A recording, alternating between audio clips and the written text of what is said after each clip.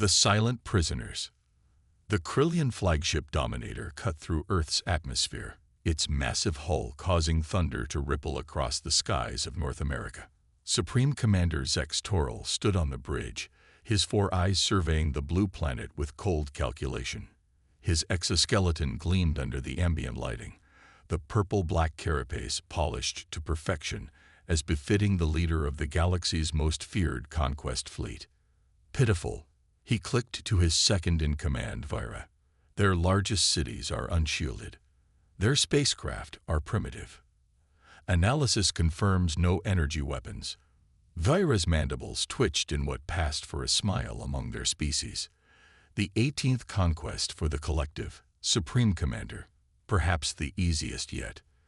The Krillians had studied Earth for decades. Humans were physically weak, technologically backward, and politically divided, the perfect target. Their scientists predicted minimal resistance and complete surrender within 3 planetary rotations. Begin the acquisition protocol, Zex Toril ordered. Target the research installation in the region they call Colorado. Our intelligence suggests it houses their most advanced minds. We'll extract 20 specimens for study. The extraction beam deployed silently, targeting the Pinnacle Research Center nestled in the Rocky Mountains. Inside, 32 scientists were working through the night on various projects. The facility's lights flickered momentarily, the only warning before the ceiling seemed to dissolve. Dr. Elena Reyes looked up from her quantum computing station, her dark eyes reflecting the pulsing blue light from above. Around her, her colleagues also stopped their work, calmly setting down tools and removing safety equipment. Position 3, she said quietly. The researchers moved with practiced precision, forming small groups of 4. No one screamed. No one ran. They simply waited as the blue light intensified and gravity seemed to reverse. Aboard the Dominator, Officer Kriltaz monitored the extraction. 20 specimens secured. Supreme Commander, bringing them to containment now. Zex Toril's exoskeleton vibrated with satisfaction. Excellent. They showed no resistance. None, Supreme Commander. They appear unusually calm. The Supreme Commander dismissed this observation.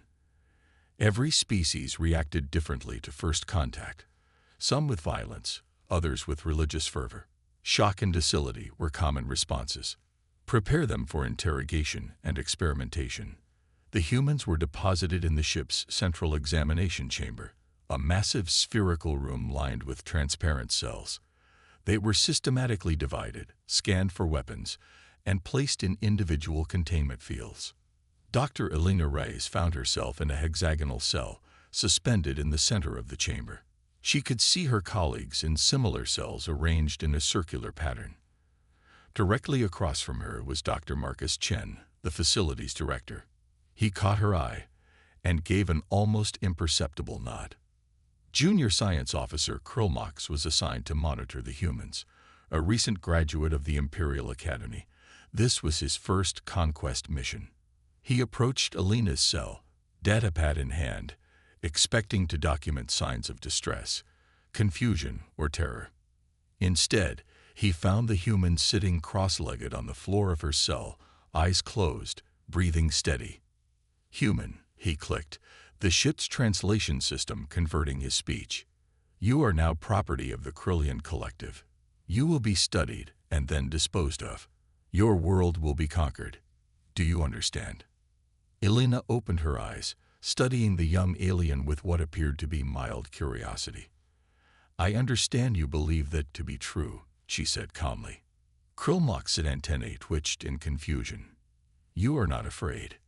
Should I be? The response unsettled him. In 18 conquests, the Krillians had never encountered a species that didn't show fear upon capture. He moved to Dr. Chen's cell. What are you doing? He demanded, noting the human's similarly relaxed posture. Meditating, Chen replied without opening his eyes. You should try it sometime. It helps with stress. Krilmox recorded unusual readings in both humans' neural patterns. There seemed to be coherent waves, almost like signals. He quickly checked the other specimens. All 18 showed the same pattern. Impossible. They had been separated. They couldn't be communicating. He reported his findings to Chief Science Officer Vexillera. Impossible. She clicked dismissively. They have no implants or technology. We scanned thoroughly. Yet the readings persisted. Over the next 12 hours, the humans were subjected to various tests.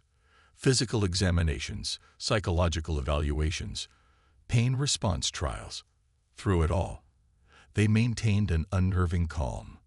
They answered questions politely but provided minimal information. On the bridge, Supreme Commander Zex Toril reviewed the preliminary reports with growing unease. Their behavior is abnormal, he said to Vera. Bring the female leader to me. Elena was escorted to the bridge by 4 armed guards. She walked with steady confidence, her eyes taking in every detail of the ship's layout. Your name, demanded Zex Toril. Dr. Elena Reyes, quantum physicist and neural interface specialist. Your species is primitive, Zex Toril stated, mandibles clicking in contempt. You've barely left your planetary system. Your weapons are kinetic and chemical. Your communication systems are rudimentary. Why are you not afraid? Elena studied the commander, her expression neutral. Perhaps what you see isn't all that exists. Something in her tone caused Zex Toril's carapace to tighten involuntarily. Explain. You observed our surface technologies. You made assumptions. That was your first mistake. Before the commander could respond, a junior officer approached urgently. Supreme Commander, we're detecting unusual power fluctuations in the secondary control systems and the humans' neural patterns. They are synchronized across the containment cells. Impossible, Zex Toril hissed. Check the scanning equipment. Already verified, Supreme Commander. The patterns are real. Elena's slight smile caught Zex Toril's attention. What have you done? He demanded. Nothing yet, she replied. But perhaps you should ask yourself why we were so prepared for your arrival. Why none of us showed surprise or fear when you took us. For the first time in his long military career, Supreme Commander Zex Toril felt an unfamiliar sensation crawling across his exoskeleton. The humans weren't cowering. They weren't begging. They were waiting, watching, as if the Krillians were the specimens. In the monitoring chamber, Krillmox made a startling discovery. Chief Science Officer, he called out, his voice vibrating with alarm. The humans, they have implants. Vexillera rushed to his station, mandibles clicking rapidly. Impossible. Our scans. We're looking for metal or synthetic compounds, Krillmox finished. These are organic, grown from their own cells. Neural interfaces integrated directly into their limbic systems. On the screens, microscopic images showed delicate filaments woven through the human's brain tissue. Not crude mechanical implants, but elegant biological technology, invisible to standard scans. They're communicating, Krillmox whispered, not through sound or radio waves, but directly, brain to brain. At that moment, throughout the ship, every system connected to the central network flickered simultaneously. The lights dimmed for precisely 2.7 seconds before returning to normal. On the bridge, Elena watched the commander's reaction with scientific interest. You should know, she said quietly. That was a message. From us to home. Zex Toril's exoskeleton trembled with rage. Restrain her, he ordered. Maximum security protocols. Isolate all humans in separate sections of the ship. As the guards moved toward her, Elena spoke one last sentence. It's already too late. Back in the containment cells, Dr. Chen opened his eyes as the alarms began to sound. Across the chamber, each of the captured humans did the same, their movements perfectly synchronized. They placed their palms against the walls of their cells in identical positions. And then they began to sing. Not with their voices, but with their minds. The neural implants amplified their thoughts, turning them into coherent energy pulses that resonated with the ship's systems. Subtle harmonics that matched the frequency of the Krillian technology, creating microscopic vibrations that began to build. Throughout the Dominator, equipment began to malfunction. Navigation systems showed phantom readings. Life support fluctuated. Communications distorted. In the engine room, Chief Engineer Krulvac stared in horror as the containment field around the antimatter core flickered and stabilized. Emergency protocols. He screamed into his communicator. Something's affecting the core. On Earth, in underground facilities hidden beneath mountains and oceans, humans watched their displays as signals confirmed. Phase 1 complete. The captured team had successfully integrated with the alien ship systems. General Maya Rivera, commander of Earth's Unified Defense Force, looked at the assembled military leaders from around the globe. "The Pinnacle team is in position," she said calmly. "The Krillians took the bait. Now we show them who they're really dealing with." She nodded to her communications officer. "Send the activation code." In orbit, dozens of apparently defunct satellites suddenly powered up, their hulls splitting open to reveal technology far beyond what the Krillians believed humans possessed. Phase 2 had begun. The counterattack. Supreme Commander Zex Toral stared at the main view screen in disbelief as hundreds of small objects detached from Earth's satellites. His tactical officer's voice quavered with shock. "Supreme Commander, the objects. They're generating energy signatures unlike anything in our database." The Krillian conquest fleet had encountered 18 different species across the galaxy. Each time, their superior technology had ensured swift victory. Each time, the pattern had been the same: initial shock, feeble resistance, then surrender. But something was terribly wrong with these humans. "How?" Zex Toral demanded, his exoskeleton vibrating with rage as he confronted Elena. "How did you hide this technology from our scans?" Elena remained perfectly calm, her eyes reflecting the chaos on the view screen. "Biomimetic shielding. The satellites appeared to be simple communications devices because that's what we wanted you to see." In the containment area, Dr. Chen and the other researchers continued their silent work. Their neural implants, grown organically within their brains over years of careful cellular engineering, synchronized their consciousness into a collective intelligence far greater than any individual mind. Through the ship's systems, they could feel the Krillian crews mounting panic. They could sense the fluctuations in the antimatter core as their mental interference patterns destabilize the containment protocols. "Dispatch fighters," Zex Toral ordered. "Destroy those objects before they reach us." Viagra hesitated. "Supreme Commander, our systems are experiencing unexplained malfunctions. Weapons targeting is unreliable." "Override. Manual control." The Krillian fighters launched from the Dominator's bays, their sleek forms cutting through Earth's upper atmosphere.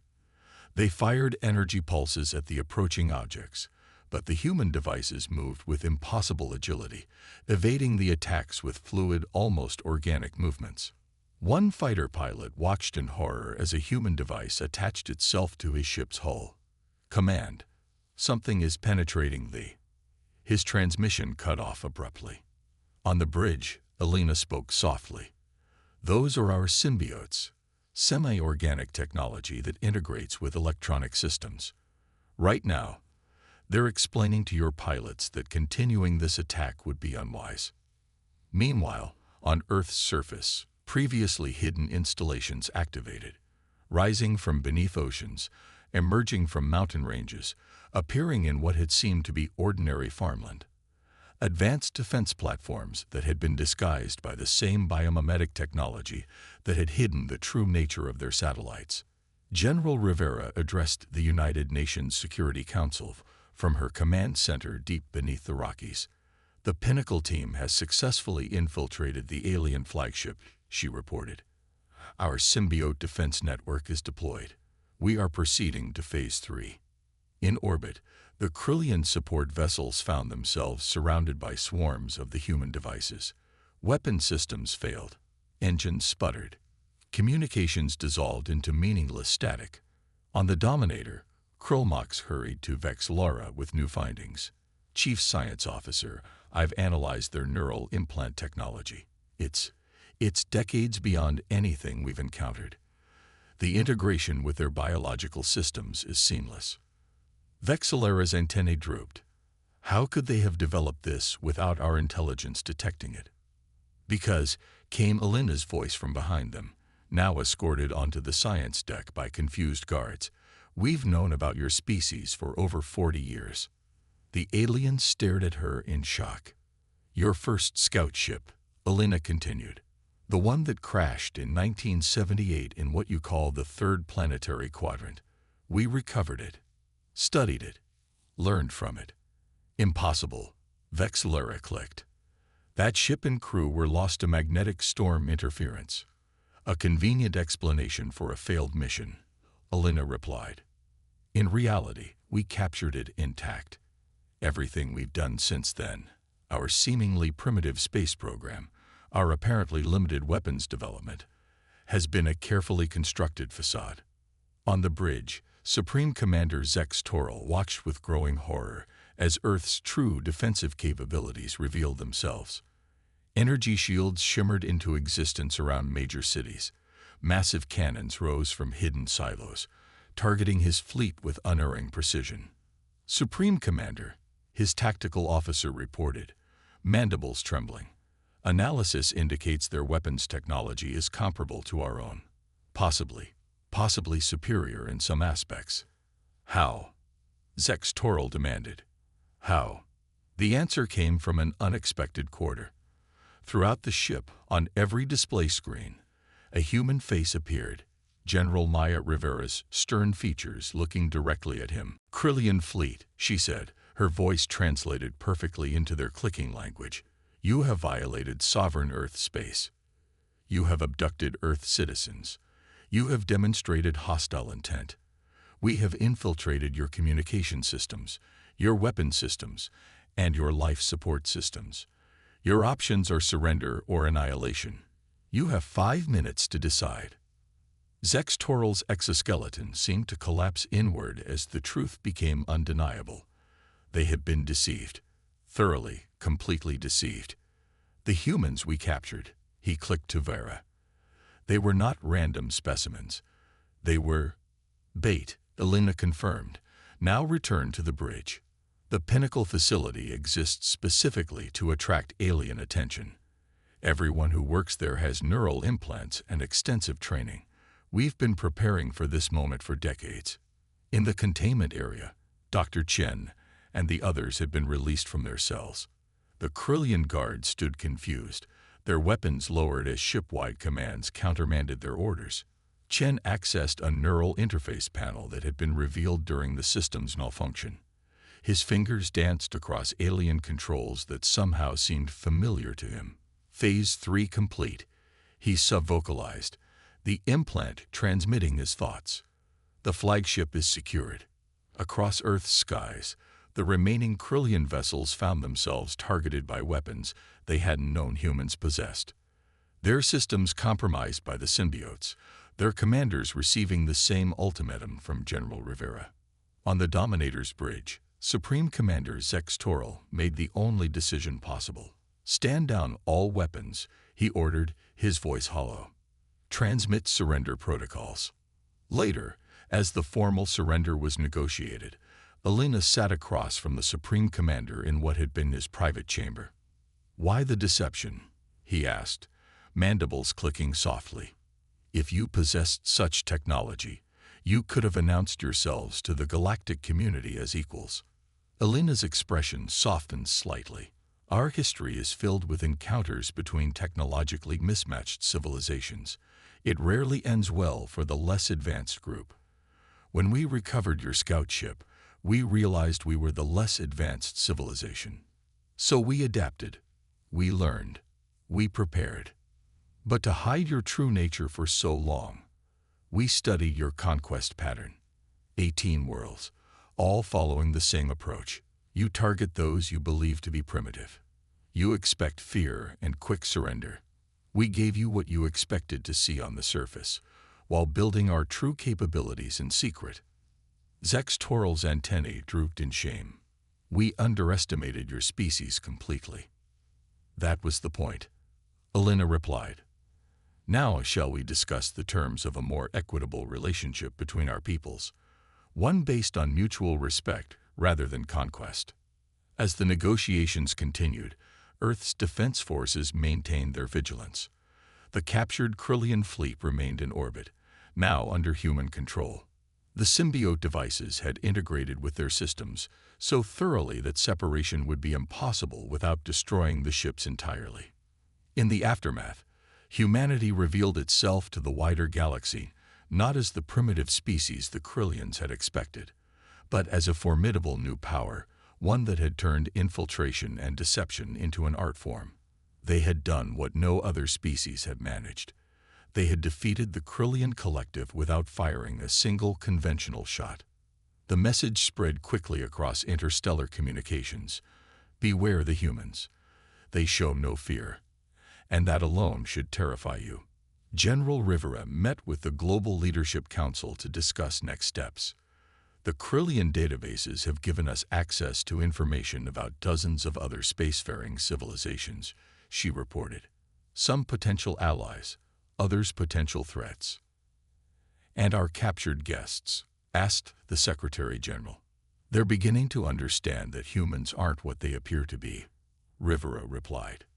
"That's a lesson the rest of the galaxy will soon learn as well." Across Earth, hidden technologies continued to emerge, no longer needed to maintain the facade of a primitive civilization. Humanity stepped onto the galactic stage not as newcomers, but as an unsuspected power that had been watching, learning, and preparing from the shadows. And throughout it all, they showed no fear, because they had planned for this moment for generations.